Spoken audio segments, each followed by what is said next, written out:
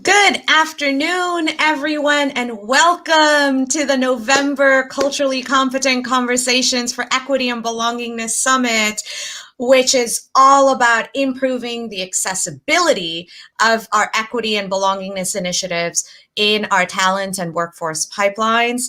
I am so excited for this presentation because we have one of our keynote speakers from our August summit back with us today, Ruthie Bowles. Hi, Ruthie.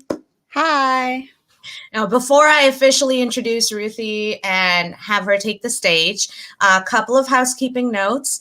Please make sure that you put in your comments, put your comments in on whatever platform you're on, whether it's YouTube, LinkedIn, or Facebook. We are monitoring the comments. And whether you're watching this live or later, for our sake, just so we have an idea of the numbers, please make sure you sign in to Ruthie's session if you're watching this session.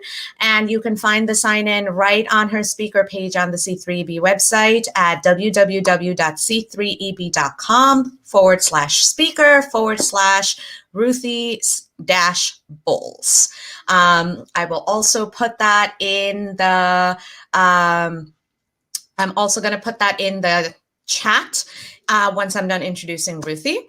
And then finally, a huge thank you to our sponsors who are walking this walk with us and are empowering us to keep walking this walk. So thank you to Catchwords powered by EcoFiles, the Achieve Podcast, Core Magazine, Oronexus, 30 Friends, Wistia, and of course, the Nielsen Company. With that, I'm going to officially introduce Ruthie. Who is one of my favorite people in the world outside of her being a speaker as well. So Ruthie is the owner and is an authority marketing strategist and is the owner and founder of Defy the Status Quo Marketing.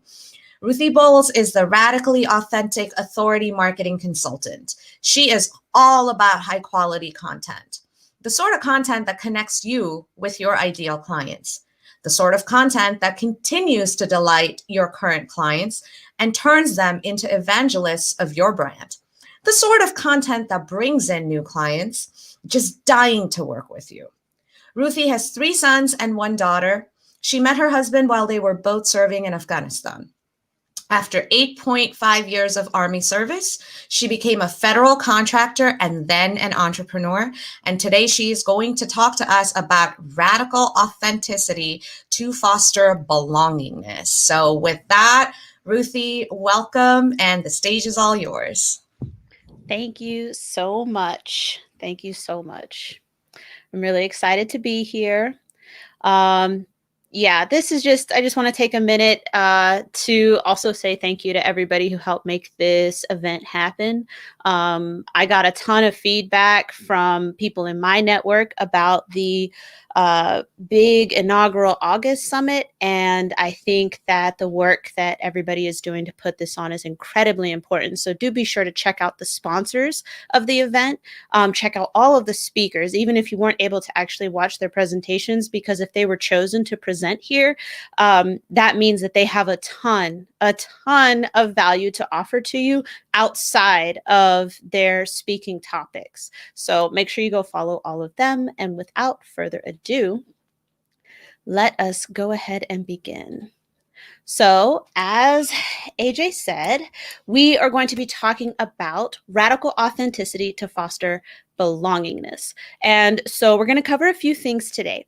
What radical authenticity is, how to do radical authenticity in business. And then we're going to go ahead and close out. That's when I'll be able to take questions. I'll tell you a little bit about me.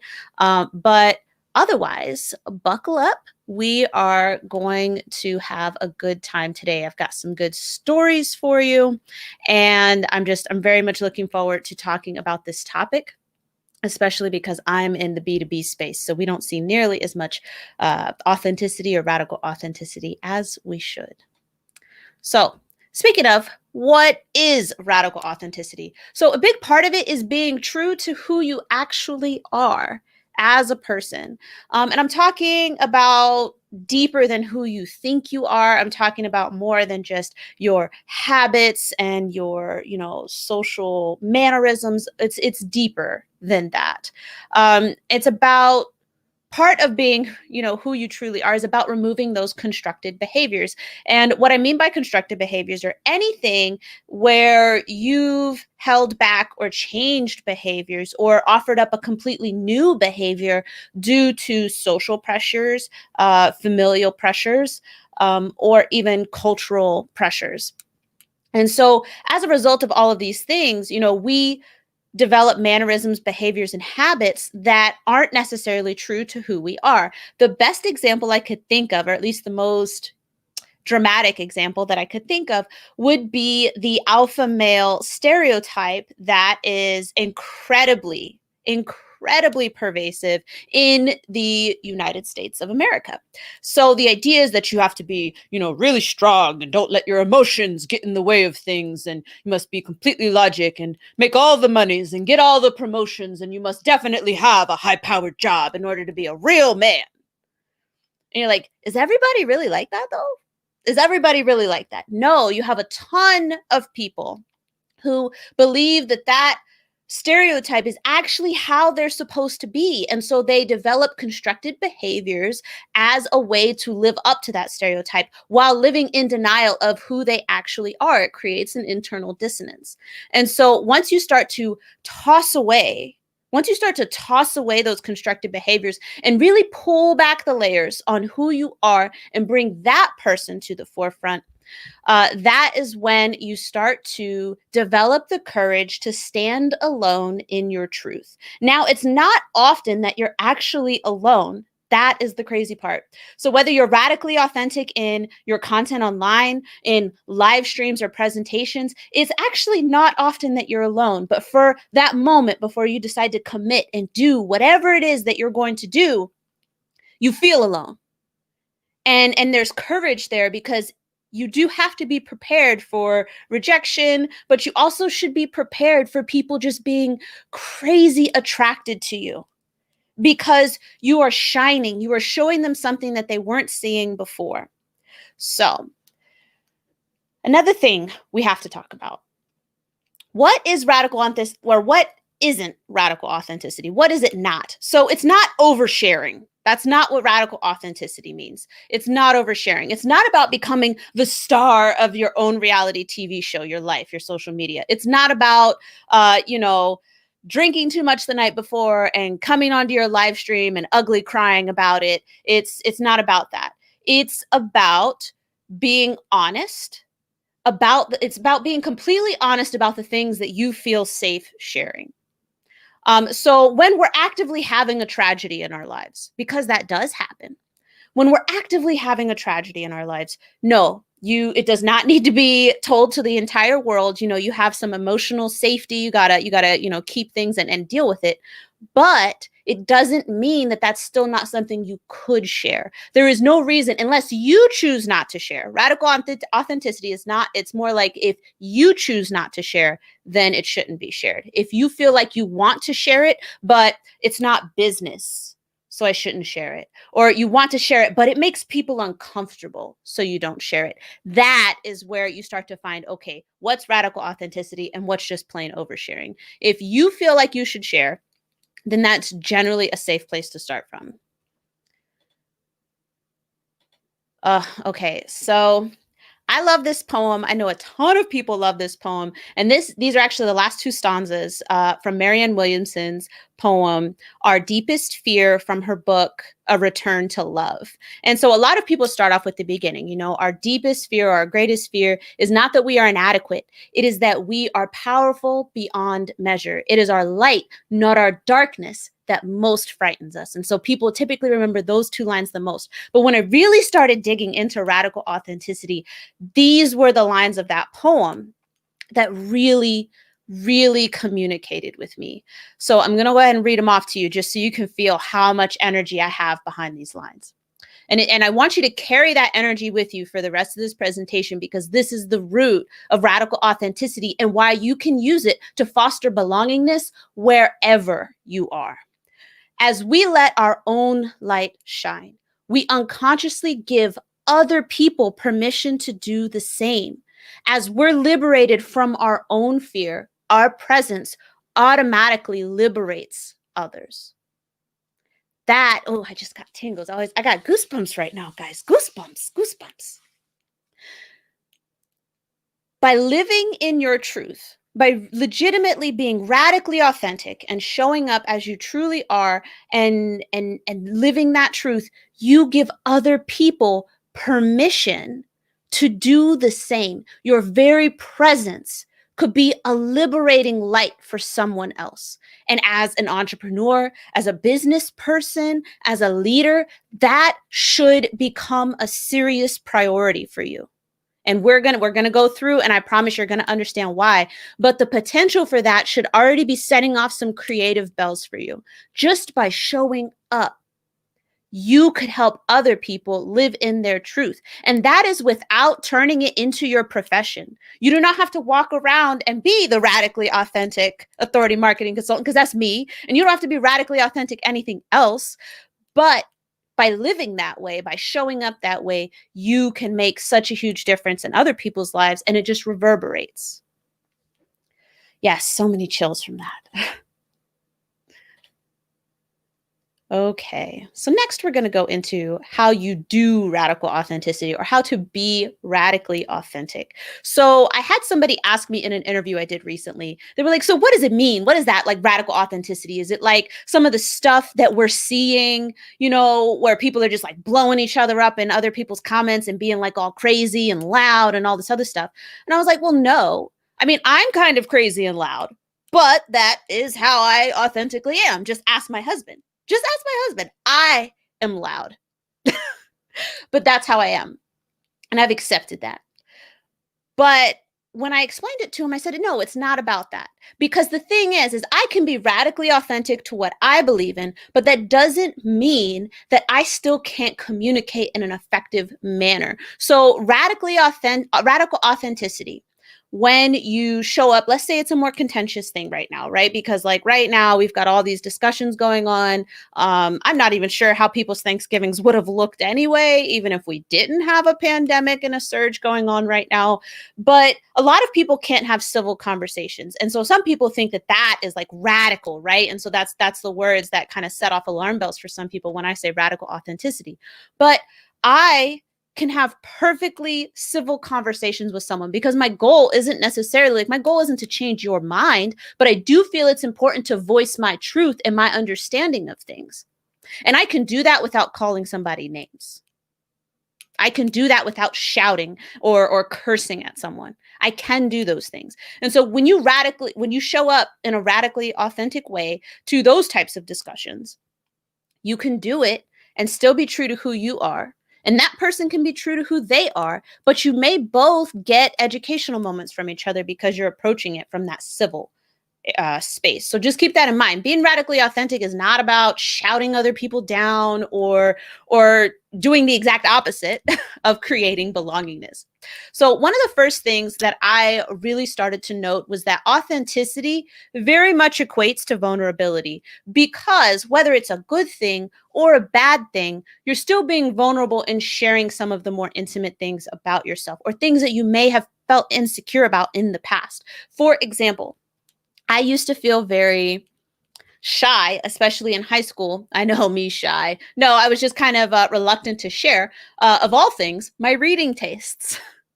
My reading tastes. I am a huge sci-fi fantasy buff, and my reading tastes were not considered very Black when I was growing up, when I was in high school. Those were the books I loved to read, though. But I did not like to share my books with people because it did not seem like a very Black thing for the people that I was going to school with. So I didn't really share that a lot. These days, though, I am more than happy to share my book reading. Another thing. So in the last 6 months, I've probably had more conversations about my military sexual traumatic experiences than I ever have. And that is a choice that I make because emotionally and, mentally, I felt safe coming out and talking about my story. So I am being radically authentic in sharing that, not because it has any direct tie to my business or somehow boosts things in that regard, but because it makes me feel lighter when I share it. And every time I've shared those stories, I have gotten feedback from people in my messages or an email, a text message, just saying how much it helped them to hear what I had to say. And so I live for that sort of thing. And so that is why I choose to share those stories. Now, you do not have to get that vulnerable if you do not choose to do so. So again, radical authenticity is about sharing fully what you feel safe sharing. It is not, again, it is not about the overshare. Okay. So if you don't feel safe sharing, then if you don't share a story because you don't feel safe sharing it, that doesn't make you radically inauthentic or inauthentic in the slightest. All right. You have to feel comfortable and, kind of develop that courage and take those steps forward. It took me years to share that story. Another thing is you're going to be committed. You're going to have to get committed to self-awareness. Because the thing is, the more I talk about and explain radical authenticity to people, the more I realize that it's kind of like how we're always going to be working on our mindset, or how, people who engage in a yoga practice or a meditation practice, it is a practice. It is something they're going to be doing for the rest of their lives. So when you decide to be radically authentic and really live in that truth, you're going to be committed to that self-awareness, because the thing is, every time I learn something about myself, it's like peeling back these layers, right? And being radically authentic, oh yes, commitment. But being radically authentic it's kind of like being in a lifelong partnership, whether that's marriage or something else, if marriage does not float your boat. When you have this lifelong partner, yes, you will get to know them amazingly well. But over the years, your relationship will become more nuanced, because whether you consciously catalog it or not, you are always learning something new about that person, something that adds depth to your relationship. And that's my experience after 9 years of marriage so far. But actually, next year, my grandparents, my kids' great grandparents, because I do have the 4 kids, my kids' great grandparents will actually be married for 60 years. And I know they know each other so well, but I am positive that they still learn new things about each other. That is your commitment to your radical authenticity. You will be learning something about you, the very root of you, for the rest of your life. The other thing is you're going to lean into your strengths, but you're also going to have to understand and work on your weaknesses. It's not about not working on those things, but you have to learn what your strengths are and embrace them. And so this is actually, she didn't know I was going to say this, but I'm going to say it. So I've done some personal and professional development assessments and debriefings with our lovely event organizer, amazing superwoman, Dr. AJ. And they were so mind-blowing, the assessments, but her debriefs and just breaking it down, they were so mind-blowing that when I designed my new 30-day authority marketing strategy development program for my clients, this is one of the very first steps. They go through her assessments, because it's just it just gives you such insight. And so because of going through those with her, I am very clear on my strengths. And more importantly, I am no longer trying to hold those strengths back because they don't fit into this construct, this social construct of how I was supposed to be. I'm no longer leaning out or saying less about certain things, and I'm leaning into them. But also, we learned about some of my weaknesses, which was really important. And now those are things that I can work on consciously. It's going to take some time, but I can do it because she kind of opened those doors for me. So, the line of work that she's in with, I can't even, I struggle to call her a diversity, equity, inclusion, and belongingness consultant, because what she does just covers so many other things. But she continues to change my life all of the time. And I highly recommend that you ask her about those assessments and the debriefs. They're amazing. She's heavy sighing in the comments. I'm not really sure why. I'm pretty sure that was a good thing that I just said.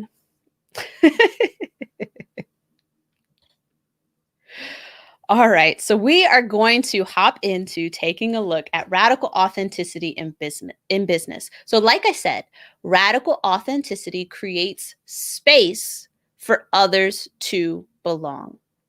And like the poem says, right? Like it's funny that, it's a poem, it's been around for such a long time, but it literally says it in there. When you show up in your truth, you give other people permission to do the same.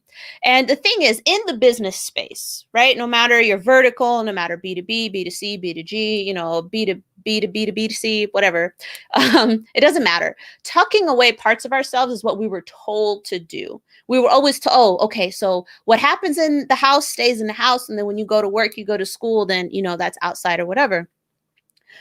But when you tuck away those pieces of yourself, you are not showing up fully to work. You are working hard mentally, spiritually, emotionally to hold back, to actively hold back pieces of yourself. So in a lot of minority communities, I know specifically they talk about code switching in Black communities, but I think it's definitely true with other communities as well. But code switching is something that we talk about for Black communities, and that takes energy. It's like going to work and speaking in one of your second languages. So I was a Persian Farsi translator, and I was really good at my job, but it was still harder for me to actually speak Persian Farsi than it was English. But it would be like if that person had to go to work every day and speak a different language, but also speak a different personality, right? Because they're holding back those parts of themselves. They may change their appearance to fit in with what they believe they're supposed to look like. That sort of work is exhausting. It's like having two jobs. So tucking away parts of ourselves is the opposite of what you're supposed to do in terms of radical authenticity in business. And that's your business. That's if you're an employee and you work at someone else's business. It's across the board. And so we're going to touch on it in 3 different areas: marketing, leadership, and sales. But that doesn't mean that, if you work in operations or if you work in supply chain, it doesn't matter. All of it matters. Radical authenticity can show up anywhere. It doesn't matter what your position is, because you'll never know who you impact. All right, so let's talk about marketing, because yes, I am the radically authentic authority marketing consultant here at your disposal. And the first things first, radical authenticity in marketing, it helps you tell stories that create real connection with your audience. We are spending more time than ever on social media, online. We're Zooming, people, live streaming. I started live streaming during the pandemic, but we're doing more of that now. And it is our responsibility as people, as professionals, to make sure that what we're putting out there is worth our audience's time. Of course, if it's not, they'll usually just move on. But then you're expending time, you're expending resources, you're expending energy, all for what? For checking the box on something that nobody wanted to watch in the first place. Okay, so stories create connection. If you Google my name, you will come across my stories. And they are littered across the internet, there for you to find, like breadcrumbs. And what this does is it allows you to be known for you. There will be something about you as people get to know you through your content, if they don't interact with you one-on-one, but they will feel like you are known for this particular thing. And so in my case, I am known for showing up how I show up. Now, I love AJ, so I braided my hair and I put on some lipstick, but that also made me feel good too. But before that, my hair was kind of crazy, and I have live streamed with crazy hair, guys. I have live streamed with crazy hair. But I mean, people know, like, Ruthie's got her goats, Ruthie's got her chickens, she's got her ducks, she's got her 4 kids. 2 of them are doing virtual school in the next room. People know that about me. I don't keep it a secret. So if my live stream starts a couple minutes late, they know I probably have a story. I probably have a story as soon as we come on. Your uniqueness. So again, from a marketing perspective, your uniqueness is marketable. The things that we're taught to hide, like if you have invisible illnesses, right? So we may be taught, oh, you shouldn't tell people about that. You shouldn't really talk about that, because then it makes it sound like you're just trying to get extra, that you're looking for a handout or something. So you shouldn't talk about it. If your disability or illness is invisible, you may have grown up believing that it's not something that people are supposed to talk about. Like, it's not polite company. But the fact of the matter is that we have, millions, probably billions of people around the world who suffer from either a visible or invisible disability or illness. And that fact also remains is that when you choose not to share it, and again, you share what you're comfortable with, but your uniqueness is marketable. So when we have challenges, whatever shape those challenges come in, whether it's something like an invisible illness, or it's something like a tragedy in your life, or a set of socioeconomic circumstances that would have made it harder for you to achieve, we're taught necessarily not to talk about those things, but those are the parts of your story that give other people hope. Through your struggles, you give hope because you haven't quit, you're not defeated, you haven't given up, and you are still out there pushing. And every single measure of success that you get gives hope to someone else because they know the context of your success. Thank you, Tiffany. Yes. You give other people hope when you talk about the struggles that you push through, when you feel comfortable even sharing about struggles that you're going through, right? Like the very first time I did a video, the very first time I posted a video on LinkedIn was when I had attended an event and there was a ton of toxic positivity about the pandemic. It was, I think, in May. And they were like, yeah, we're going to take all of this energy and we're going to transform our businesses and our businesses are going to skyrocket. And for me, it was one of those days where I was just like, what did you guys have before you showed up here? Like, I need some of it because I'm not on this level. Like, this is not how I'm feeling right now. And so after the event, I sat down in this chair and I gave some body language here. I had the camera zoomed out a bit. I slumped over in my chair a bit and I just talked for like 5 minutes. I talked about how hard it was to have all 4 of these kids in my face all of the time. I talked about how hard it was, as much as I love him, to have my husband here all the time because he was bored and I was working. I talked about how hard it was being the extrovert to not be able to get out of the house. I mean, I could get out of the house, but that wouldn't have been very responsible. So I talked about those things for about 5 minutes and I closed it with, if you are not okay right now, that is okay. I just want you to know that not all of us are okay. And you might look from the outside looking in that I should be okay, but that's not up to you. I was not okay in that moment and I shared it. And my messages blew up, especially on LinkedIn, because that is where I shared it. I shared it on LinkedIn, the business platform where we're not supposed to share those types of things. I shared it there. And I think in the first few hours, it got 50 comments. There were thousands of views and people were commenting saying they thought they were the only ones. Think about it. They thought they were the only ones. They were thanking me for this 5-minute video that I threw together because they thought they were alone. They weren't just alone in their house. They were alone in their minds and here. And I established genuine connection with them just by opening up. To that end, when you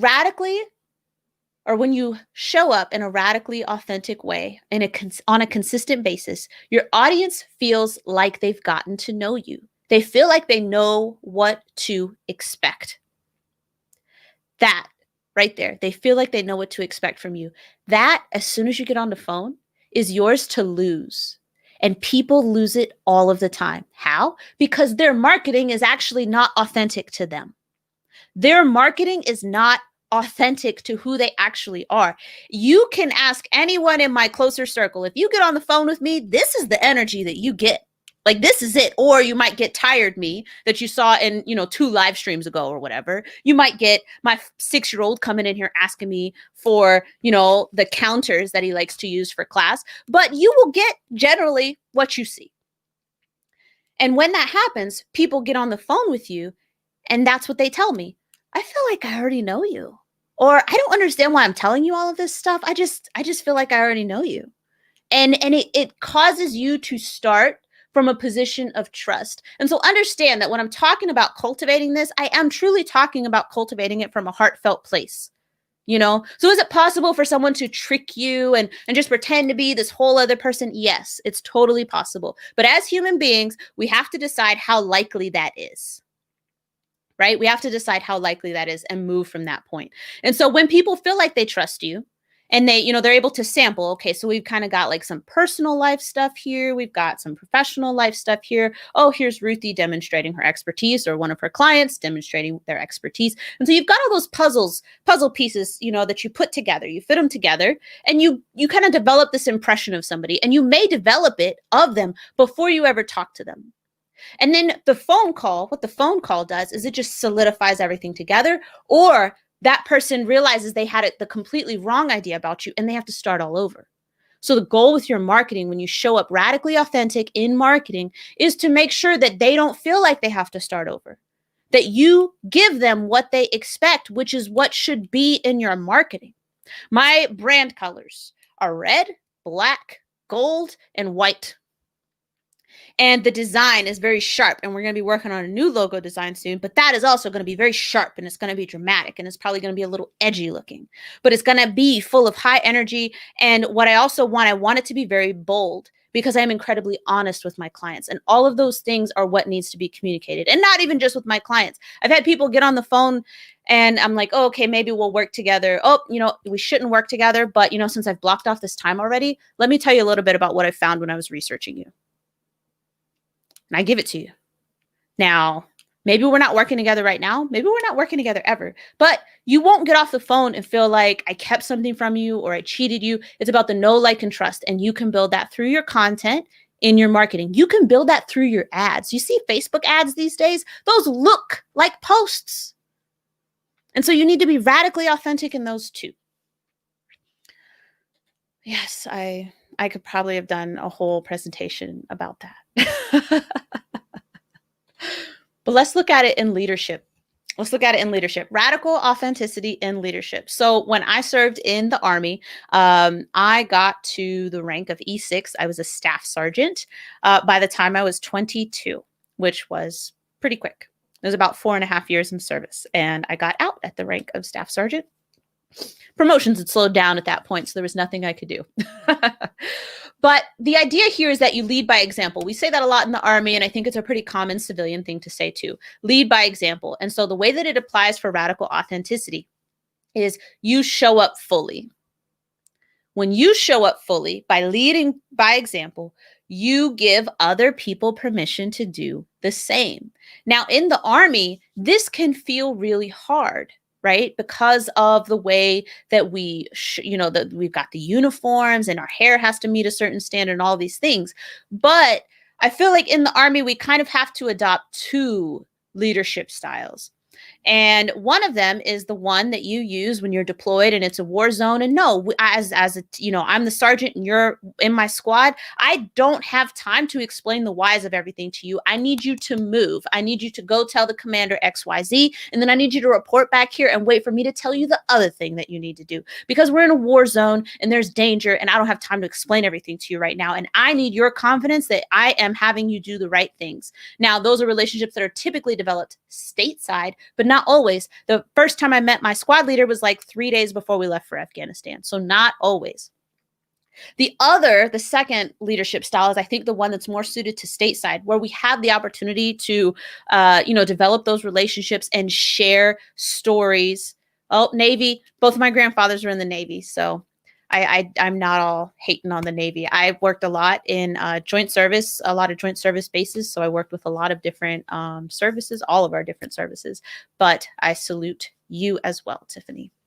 But yeah, so the second one is that's the opportunity to kind of develop those relationships and get to know people and lean in again to your like emotional intelligence strengths and help them grow theirs. That was one of my favorite parts was mentoring soldiers, helping them develop professionally and personally to further their careers and just their lives as well, because I counseled several soldiers as they were getting out of the military, and understanding your benefits and your options and things, that was all very important to me.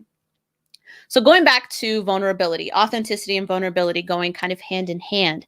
Vulnerability engenders trust.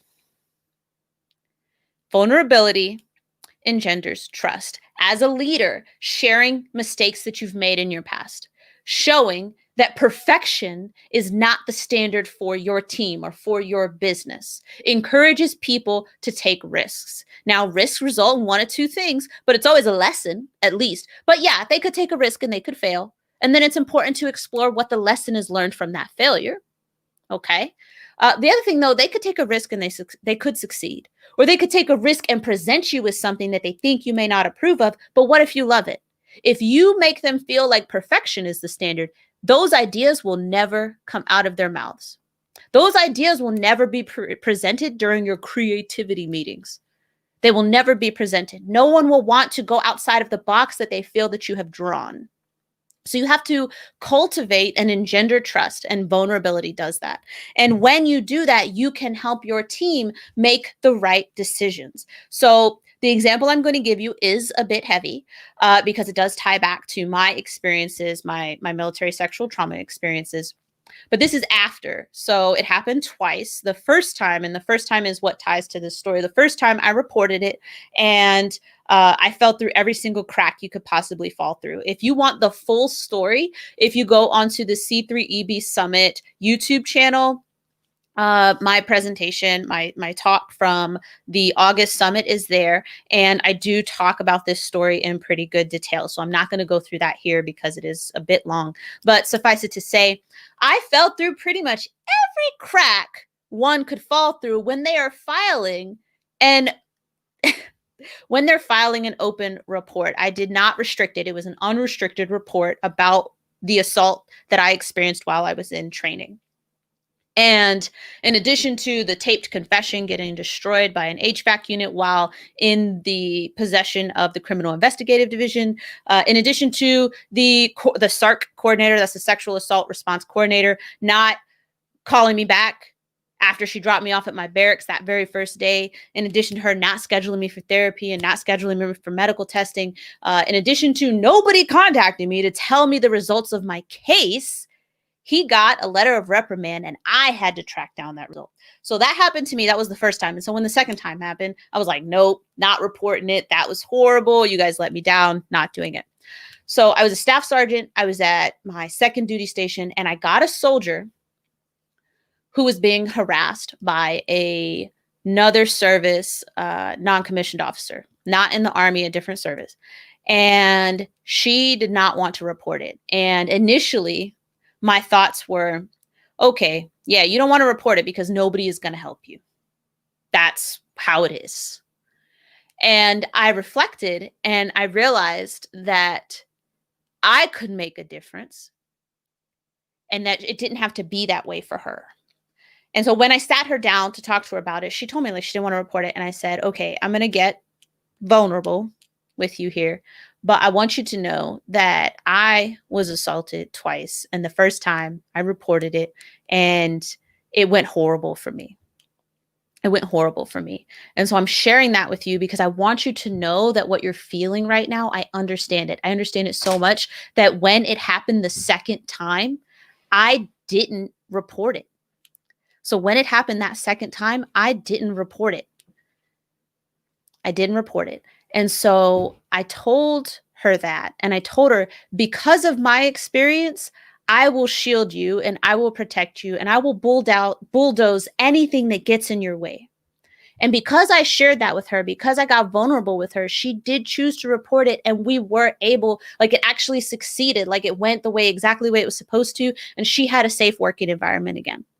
But I don't think she would have reported it if I hadn't gotten vulnerable with her and shown her that I actually knew what she was talking about. So by being vulnerable with her, I engendered her trust. So when your people feel like they have someone who has their back, somebody who is comfortable with who they actually are, someone who appreciates when they want to take risk and appreciates their creative ideas and demonstrates that by showing up fully as themselves, you embolden your team to make decisions and to share ideas that could radically change your organization. How many organizations have you heard say, we want to make change, we need you to tell us about it? You fill out the survey, you put all the details, and then nothing happens. Nothing happens. Because especially in the larger organizations, they fill up. And they are so slow to move. The military is a great example, but they're so slow to move and make change because they've got so many rules and things set up. Instead of handling things on a case-by-case basis, they just make blanket rules. But if your people feel like you have their back, then they will pull out the stops for you. They will pull out the stops for their organization because it supports you. This time of pandemic, this time of, all these discussions we're having around social equity and social justice, inclusion, diversity, we're having these conversations, and we've seen some companies really show up and show out. And then we've had some companies who we've seen pay a whole bunch of lip service, performative, right? We've seen that. The employees see it though. More important. So all the companies are worried about the consumers. They're worried about their clients or whatever. They're not paying attention to the employees. And they need to. So when you lead by example and show up fully as yourself, it liberates you. But it goes back to that poem. You could be liberating others. Okay? Your vulnerability could engender trust in your team. And when they feel like you have their back, there is almost next to nothing that they wouldn't do for you. You embolden them. And what that means, though, is that they will rise to their potential because of your faith. You have to be the leader that believes and sees something in them before they see it. But the only way you can do that is if you are self-aware and you can look inside of yourself for that. All right, let's talk about sales, guys. Let's talk about sales. Now, don't be turned off yet. I know, because you're thinking, oh no, not sales. A lot of entrepreneurs are like, I hate sales. And I'm like, really? You like or you hate sitting down with a prospect and, talking to them and learning about some of their pain points and then determining if you are in fact the best solution for what their problem is, or if your product or service is the best solution for them? You hate that? Really? Huh.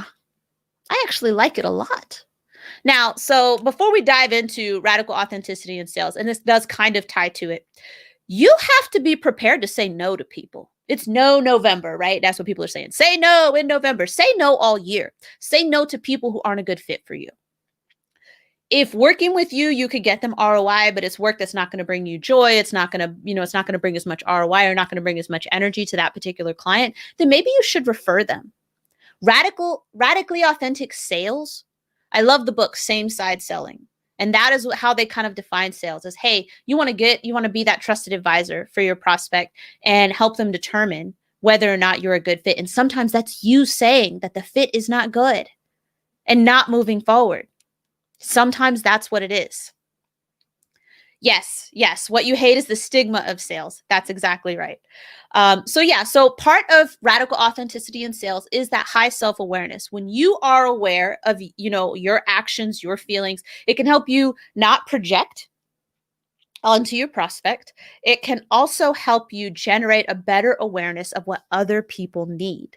So if working with you is in fact a good decision, would you necessarily want a person to be turned off because you didn't know how to handle their objections? So an objection, most people are like, oh no, I got an objection. But the fact of the matter is that most of your sales are not going to be these sales where you talk about pain points and you talk about goals and you go through that process. And then they ask you how you work with people and you tell them, and they ask you how much it is and then you tell them, and then they're like, yes. Most of your sales are not going to be that way. It would be so nice if they were. But if somebody gives you a legitimate objection, and if they're actually interested in working with you, then if they don't lay down and say yes, then they will give you a legitimate objection. If they don't give you one, and they're like, oh yeah, let me think about it, I'll call you back, and they don't actually give you a solid objection, they're probably not interested. And you miss those signs along the way because you can see it. But anyway, I digress.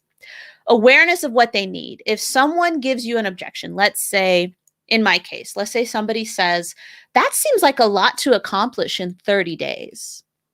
If I was less self-aware and insecure, I might think, oh no, they're like criticizing my program. Okay, shoot. And then what immediately comes out of my mouth now is a justification for the way that I set up my program. What it more likely is me, I can then ask, okay, being, observant and being aware of what this other person probably needs. Okay, I can understand why you would say that. Do you feel like there's not enough time in your schedule? And if they say, yeah, you know what, I'm just really slammed, blah, blah, blah. I'm like, okay, so when would you feel like it would be a good time to develop a marketing strategy that maximizes the ROI of the 30 hours a week that you say you spend on marketing that you're unhappy with? Pin drop. And I wouldn't have had that opportunity to address that objection in an honest way that helps the prospect make a decision that may potentially take them out of their comfort zone, but out of the comfort zone is where growth happens. But if I am able to handle that objection that way, instead of trying to justify the way that I've set up my process, I can actually see that it's not about me. The objection is not about me. The objection is about them. And I need to help them deal with that so they can move forward. So when you're radically authentic in sales, you recognize that it's about finding the best fit for the prospect. When you know that if you get on the phone and you hear X, Y, Z, then you're like, yeah, this isn't going to be a good fit. It looked like a good fit initially, but it's not. You may not even give them your offer. Like, you may not even make your actual pitch and tell them what it costs and all the things involved, because maybe 10, 15 minutes into the call that it's not a good fit. When you know that you will get on the phone with that level of confidence that you will turn someone down, then you are being radically authentic instead of trying to make a prospect fit your program, which is actually terrible. Like I said, you'll show up with less energy. It won't be of the best benefit for you. So that is what radical authenticity looks like in sales, among other things, but I think those are probably some of the best ones in terms of what we should touch on today. Okay, so we're going to close out a little bit. So radical authenticity is your unique key, and it's unique because it's you. You are being radically authentic. No one else can unlock this for you in your business. You have to commit to that. So radical authenticity is your unique key to unlocking higher ROI marketing, to higher revenue, to more efficient teams, to better relationships across the board. It also unlocks that team cohesiveness because people feel like not that they're all the same, but that they're all accepted. You created a space of belongingness just through your radical authenticity. And by doing that, you know that you won't tolerate anyone not being accepting. And radical authenticity is a fit for B2B. It's a fit for B2C, B2G, B2B to B2C, like all of them. It's a fit everywhere. So I practice mostly in the B2B space because that's who most of my clients are. And it's become incredibly effective just because we're used to being professional and competent and friendly. But when you look at the consultant to your left and you look at the consultant to your right, they are also professional and competent and friendly. So your radical authenticity is how you stand out. I can be friendly and still be me. I can be friendly and still be me. And me is a bit louder and a lot less reserved than the me I used to present to the business world. Now let's flip it and look at B2C. And when I think B2C, I often think of like Instagram, right? The reason why so many people dislike Instagram is the lack of authenticity on the platform. And I want you to think to those carefully curated feeds. My life don't look like that. I don't know about you, but like I get on some of those mom Instagrams and I'm like, ooh, and she's got six kids. I got 4 in my house. Don't look like that. That's not authentic. She must have cleaned up that one day and took a bunch of pictures, and now she keeps sharing the same pictures and her house looks a mess now. Either that or she's maybe driven herself crazy, or she's like of the 1% of people who loves to clean. But that's not authentic for me. That doesn't reflect my life. I want to see the mom who's also got a messy toy corner. That's what I want to see. So just keep in mind that radical authenticity, like if you're saying, oh, but I'm B2B, so I can't do that. I'm B2B. I'm B2B, and I say that you can do that. And if you've got some blocks that you want to work through regarding that, my calendar is open. So I want to tell you a little bit about me before we sign off. I'll accept questions. As actually thinking of your questions, go ahead and pop any questions that you have in the comments. I'll scroll back through the comments because I can see them here, and I will go ahead and check them out. I'll go ahead and check them out. But I just knocked over a whole bunch of stuff. I'm so sorry. So yes, I'm the Radically Authentic Authority Marketing Consultant. I work with client-based businesses on strategy and execution. If you want to learn more about radical authenticity, go ahead and comment me in the comments wherever you're watching this, and I'll make sure that I send it over to you. So with that, and if you're looking for my website, defythestatusquo.com. But with that, that is all of everything that I had for you today. And I hope that it met and exceeded your expectations. And I think I'm good on time. Yes, you absolutely are. That was amazing as usual, but you also know that that's why I love having you on my summits or any of my speaking platforms, because you bring the real you to them every single time. And yes, I will connect you with Tiffany, because she's been blowing up my phone about how I've been hiding you from her life. So I will definitely connect the two of you. I think you'll have a lot to talk about. You have a lot in common. Thank you so much, Ruthie, for everything that you do and for the incredible amount of value that you dropped on us today. As usual, it's been amazing. And I know there's a ton more where that value came from. So I highly recommend that you reach out to Ruthie to learn more about radical authenticity and how you can use it to foster belongingness, as well as improve your business ROI, whether you're a corporate leader or an entrepreneur or just somebody who wants to be radically authentic. So if you are watching this live or later, please let us know how you feel, what your thoughts about this session are. I am fully expecting glowing remarks, but I'm not going to prime you. So it's at www.bit.ly/C3EB survey. And if you want to get in touch with Ruthie, her information is on the speaker page on C3EB. It's just c3eb.com/speaker/Ruthie-Bolts. And with that, we do have to wrap up because we are out of time.